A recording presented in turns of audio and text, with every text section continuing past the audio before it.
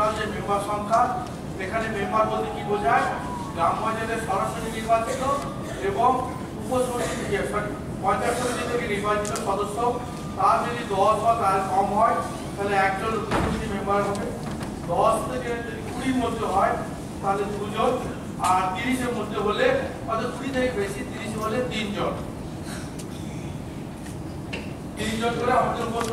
আমাদের এই শেষ মুহূর্তের যিনি হিরো আর কি, আমাদের বিশ্বজিৎ ঘোষ স্যার, যিনি ইগ্রাম স্বরাজ পোর্টালটা নিয়েই উনি কাজ করেন।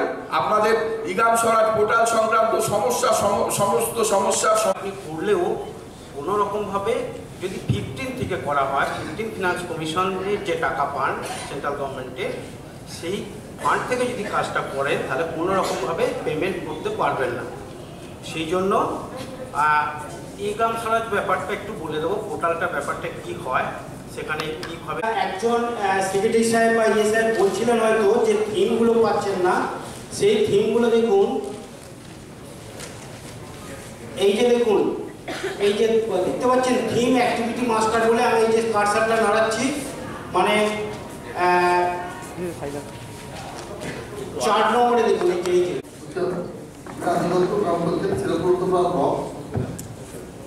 আমাদের বেশ কয়েকটা প্রবলেম রয়েছে যেগুলো আমরা সর্ট আউট করতে পারছি না।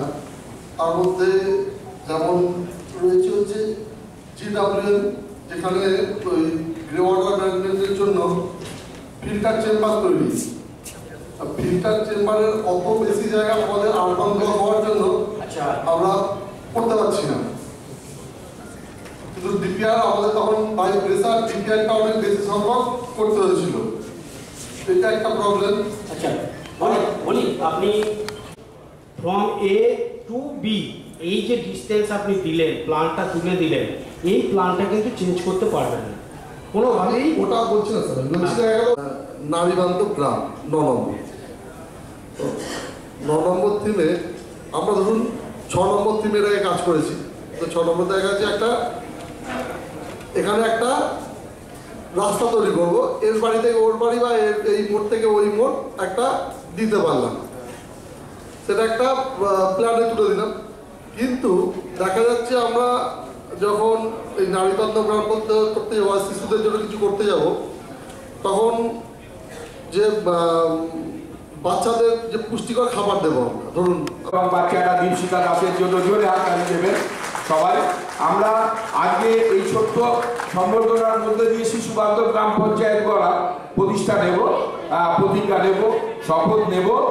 বিশেষ করে একটু সামনে দিকে, একটু সামনে দিকে আমরা সুন্দর একটা অনুষ্ঠান, শিশু বান্ধব গ্রাম পঞ্চায়েত শপথের অনুষ্ঠান। দীপশিখা দাস অনেক বড় হোক, অনেক সুন্দর হোক এবং ভালো হোক, এবং আমাদের এই প্রশিক্ষণ কর্মশালা থেকে আমরা শিশুদের বিকাশ আরো ভালো হোক, সেই আশা নিয়ে আমরা ছোট্ট সম্বোধনা দিলাম আমাদের মধ্যে দেওয়ার জন্য, এবং সে ভবিষ্যতে ভালো হোক, সুন্দর হোক এবং অনেক বড় হোক।